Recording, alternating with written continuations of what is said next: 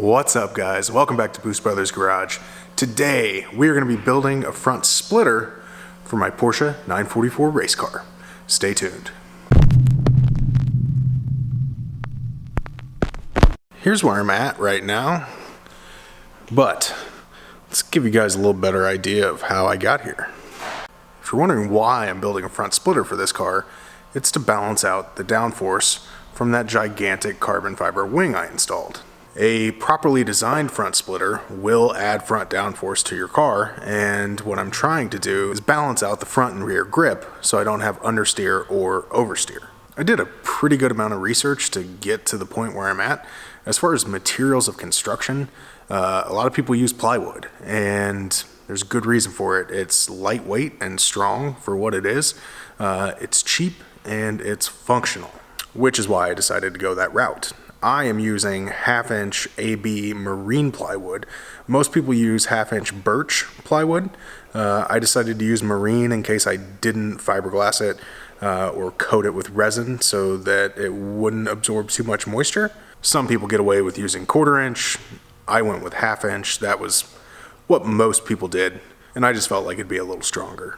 The way a splitter works, and you'll have to imagine that there's a front bumper here even though there's not, is it splits the air coming and hitting the front of the car.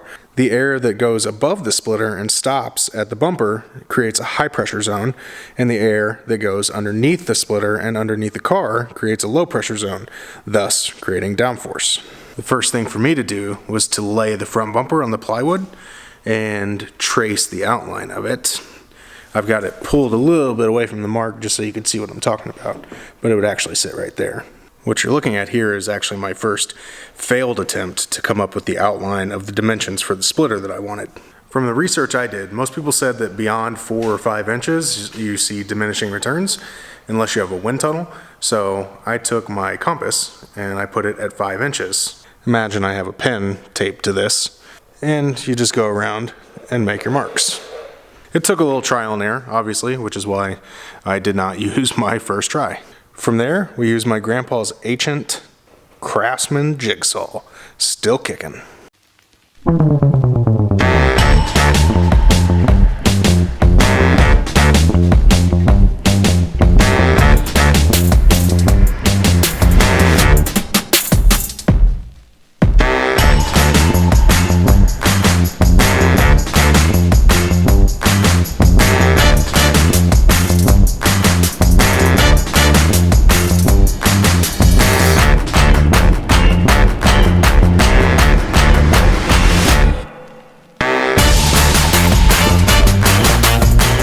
That's where things start to get difficult. Cutting out the piece of wood, pretty simple.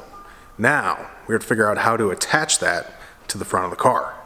I found a few different links in my research that gave some ideas, but there was one that I really liked a lot that I used for inspiration, and I'll post that link down below for you to check out.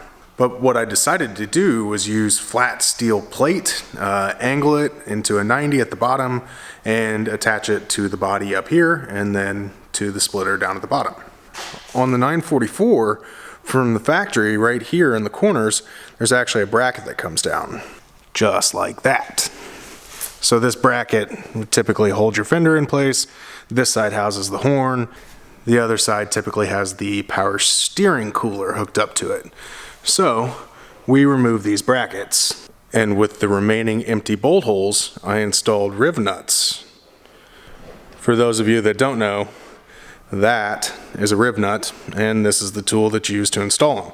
So you thread this on, you put in the hole, you squeeze, the other side of the riv nut expands and holds it into the metal here, and then you have a perfect little threaded spot.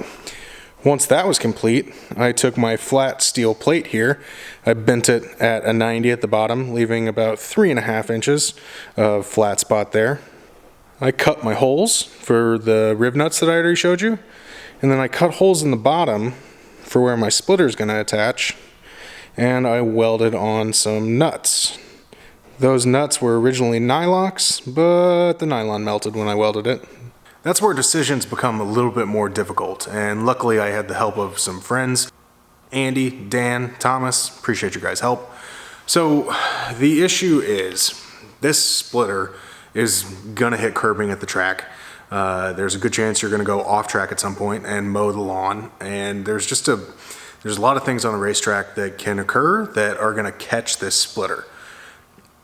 And if you don't mount it the right way, then you can do some real damage to the chassis of your car. But if you don't mount it firmly enough, then you're not gonna create any downforce, and all of this was a waste. So what I set out to do was to find a way to mount the splitter that was sturdy, but also allowed a failsafe. In case I go off track, catch the splitter, it doesn't just completely wad up the front of the car. And this is also why I did not mount directly to the radiator mount at the bottom, which looks like a great spot to bolt onto. You'll have to look at your car and your splitter design and come up with your own solution. A couple of the different things we talked about was making a failsafe here in the hinge itself. Another was to bolt a plate on the splitter here and have that plate riveted to the splitter, and then that plate bolted to this so that your rivets are your failsafe. There were a couple different ideas. But what I ended up doing was where I drilled the holes for the bolts to go through the splitter, I countersunk those. So I reduced the thickness of the wood by half. It's now a 1/4 inch deep. I'll show you what I'm talking about. Right there. So you can see I used a paddle bit and I went through and I countersunk it. So hopefully this becomes the fail point, right? The bolt will just rip through the wood in case I catch the splitter on something. Or that's the plan. With all of that done, I feel like I'm in a decent place. I didn't get as much accomplished as I wanted to, but I ran into some other issues. As you can see, I just turned the steering wheel and the tire does hit the splitter. Now this is at full droop, right? At ride height, the whole wheel and tire assembly is gonna come up, and the farthest part out from the center is gonna be up here. And you probably won't have any contact. But if the suspension unloads, I go over a big bump, I get crazy, jump the car, then the tire could potentially hit the splitter. So I need to clearance this. Also, with the front bumper sitting there, when you pan over here, boom, I've still got 5 inches of splitter here on the sides, and I don't think that looks very good, so I want to trim some of that edge off. I also need to seal the wood splitter itself. I'm gonna do that with fiberglass resin. I'm gonna do a coat of resin over the entire splitter after I trim the sides and make clearance for the tire, and then I'll sand it down and I'll paint it. I also need to make support for the center, a fancy strut rod or cable or something for that. Finally, once the bumper is fully bolted back on, you can see that it does not sit flush with the splitter. And if you don't seal the splitter to the bumper, then you basically negate what the splitter is doing, because the air just goes right there in between the splitter and bumper, and you no longer have a high pressure zone. So we have to seal these two things, and I'm gonna do that with garden edge trim. So we're gonna run this all the way around the bumper, which should have a nice finished look, and it will completely seal everything off. However, that list of problems, fixes, and a look at the finished product is gonna have to wait until part 2. Thanks for watching, guys. See you next time.